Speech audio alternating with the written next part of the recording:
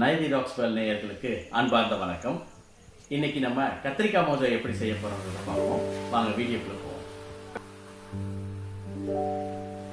கத்திரிக்காய் மோஜா செய்யறதுக்கு தேவையான பொருட்கள்: கத்திரிக்காய் 1 கிலோ,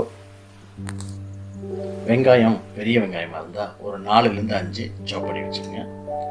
பூண்டு 2 முழு பூண்டை நேராக வெட்டி வச்சுக்கோங்க சின்ன சின்னதாக. கருவேப்பிலை, அதோட 2 துண்டு ரம்பையும் சேர்த்து வச்சுக்கோங்க. தேவையான அளவு உப்பு, மிளகாத்தூள், பட்டைத்தூள் 3 டீஸ்பூன், கடுகு உளுந்தம் பருப்பு, தக்காளி நல்லா ஒரு 6லேருந்து 7 பழம் தான் நல்லா பழமான எடுத்து சுடுதண்ணிட்ட போட்டு ஒரு அரை மணி நேரம் ஊற வச்சுக்கணும். கொதிக்க வச்சிங்கன்னா தோலெல்லாம் கலண்டு வந்துடும். அந்த தோலை உரித்து எடுத்துகிட்டு அந்த பழத்தை மிக்சியில் போட்டு நல்லா கிரைண்ட் பண்ணி திக் கிரேவியாக எடுத்து வச்சுக்கோங்க. இப்போ நம்ம கத்திரிக்காயை நேராக வெட்டிக்கிறோம். சரிபாதியாக 2ஆக வெட்டி இந்த மாதிரி சின்ன சின்ன துண்டுகளாக வெட்டிக்கிறோம்.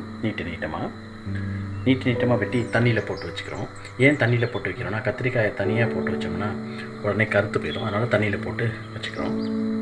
வெட்டின கத்திரிக்காயை இப்போ நம்ம எண்ணெயில் போட்டு பொரிக்க போகிறோம்.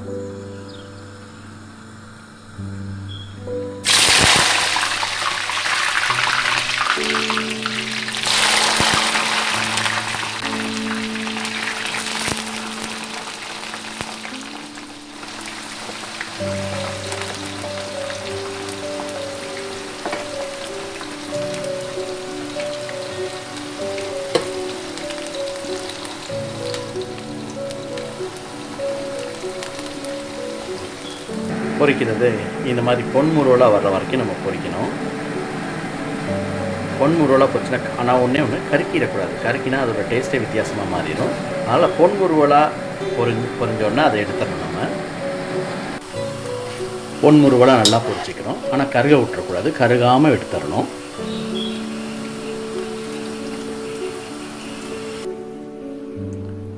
இப்போ நம்ம கத்திரிக்காயை பொரித்து வச்சுக்கிட்டோம். இப்போ அடுத்தாப்பில் பொரித்து முடித்ததுக்கப்புறம் நம்ம மோஜோ செய்ய ஆரம்பிக்க போகிறோம். வாங்க செய்வோம். முதல்ல அடுப்பை பற்ற வச்சுக்குவோம்.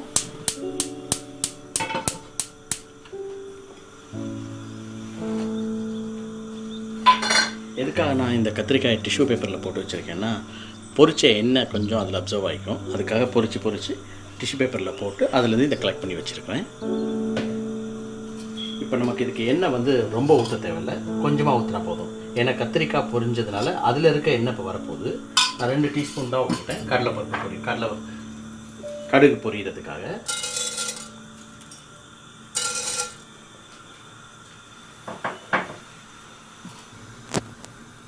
இப்போ கடுகு பொரிஞ்சோடனே கொஞ்சம் சீரகமும் சோம்பும் போடுறோம். போட்டுட்டு இந்த வெட்டின வெங்காயத்தை இப்போ போட்டு வதக்க போகிறோம்.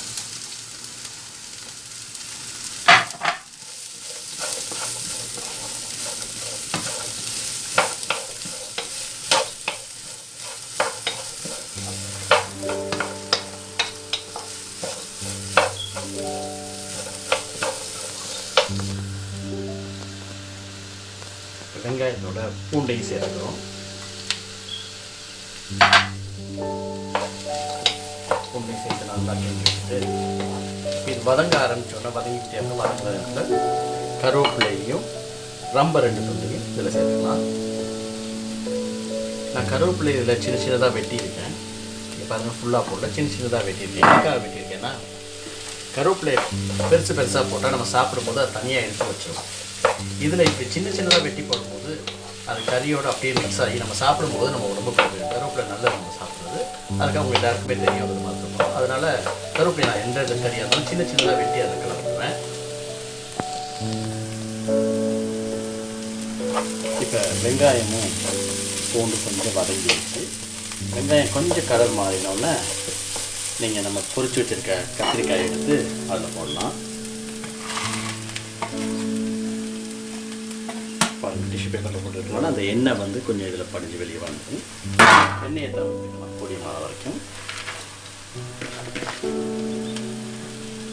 இதை கொட்டியாச்சு.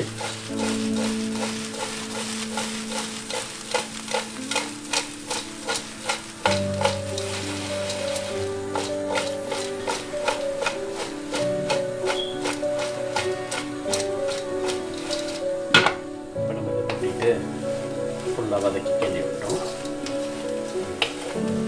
கிண்டி இதை ஒரு 10 நிமிஷத்தில் இந்த 15 நிமிஷம் வரைக்கும் அப்படியே விடுங்க. அப்பப்போ கிண்டி விட்டுட்டே பார்த்துக்கோங்க. இதெல்லாம் மிக்ஸ் ஆகி ஒரு 15 நிமிஷம் விடுங்க. வெயிட்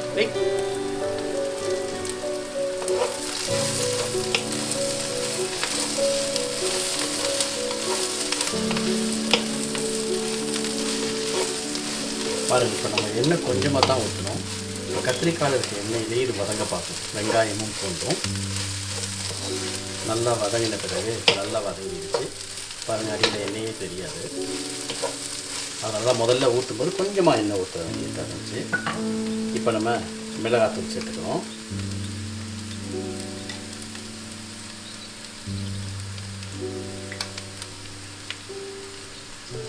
உங்களுக்கு காரம் எவ்வளோ வேணுமோ அதுக்கேற்ற மாதிரி மிளகாத்தூள் சேர்த்துக்கலாம். அதே மாதிரி உப்பு சேர்த்துக்கிறோம்.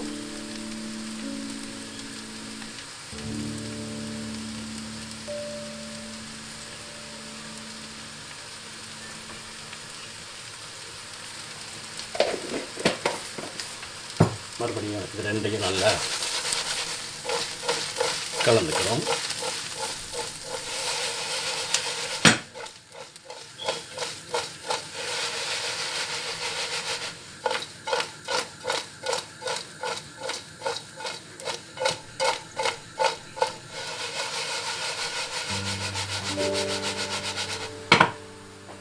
இதில் என்ன பார்த்தீங்கன்னா கத்திரிக்காயும் பூண்டும் ஒட்டவே ஒட்டாது. ஒட்டாமல் தனித்தனியாக இருக்கும். உங்களுக்கு பார்க்க தெரியும். இப்போ அந்த மாதிரி நல்லா கிண்டிக்கிறோம்.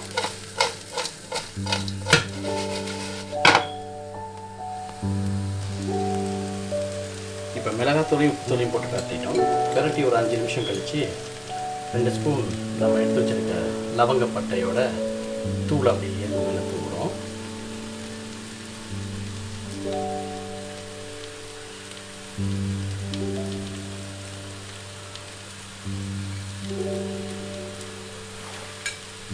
மறுபடியும் நல்லா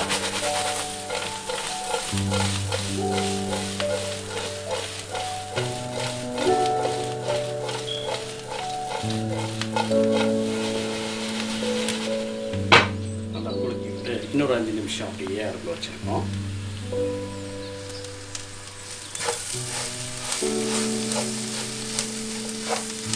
ஒரு 2லேருந்து 3 நிமிஷம் அந்த பட்டத்தூளை போட்டு நல்லா இதிலே வேக வச்சுட்டு அதாவது குலுக்கி அதை விட்டுட்டு இப்போ நம்ம அரைச்சி வச்சுருக்கிற தக்காளி சாஸ், அந்த 7 பழம் சொன்னோம் இல்லையா, ஸ்கின் எடுத்துட்டு நம்ம அரைச்சி வச்சுருக்கிற மிக்சியில் அடித்து அந்த கெட்டியாக தக்காளி சாஸை ஊற்றிக்கணும்.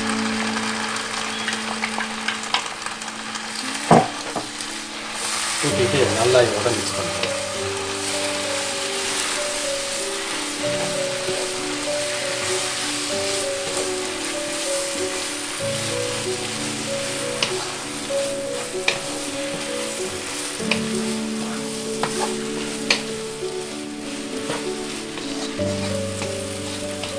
பார்த்தாலே உங்களுக்கு தெரிஞ்சிருக்கும் 90% ஆஃப் த ஒர்க் டன்.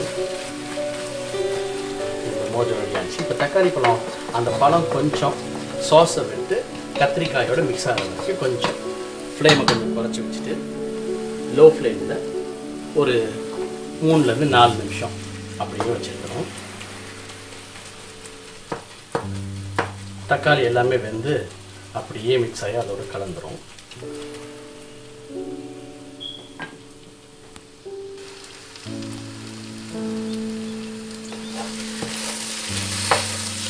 ஒரு 4-5 நிமிஷம் கழித்து மறுபடியும் நல்லா கிளறி விட்டோம்னா பாருங்கள், அந்த தக்காளி உங்களுக்கு போட்டதே தெரியல, எல்லாம் கத்திரிக்காயோட கலந்துருச்சு.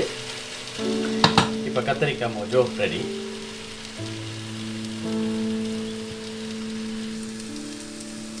இப்போ நம்ம அடுப்பை நிப்பாட்டிடலாம். நிப்பாட்டிட்டு இப்போ நம்ம இதை எடுத்து வச்சிடலாம். கத்திரிக்காய் மோஜோ முடிஞ்சிருச்சு, ரெடி ஆயிடுச்சு. இப்போ மோஜோ ரெடி ஆயிடுச்சு. மோஜோவை நீங்கள் ஒரு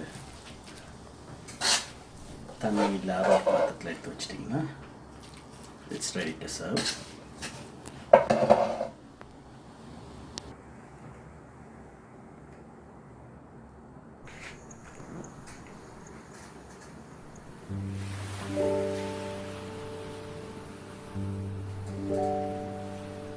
இப்போ நீங்கள் எதிர்பார்த்த கத்திரிக்காய் மோஜோ ரெடி. இப்போ நீங்கள் சர்வ் பண்ண ஆரம்பிக்கலாம். இப்போ நம்ம கத்திரிக்காய் மோஜோ எப்படி செஞ்சோங்கிறத நம்ம பார்த்தோம். நீங்களும் ட்ரை பண்ணி பாருங்கள்.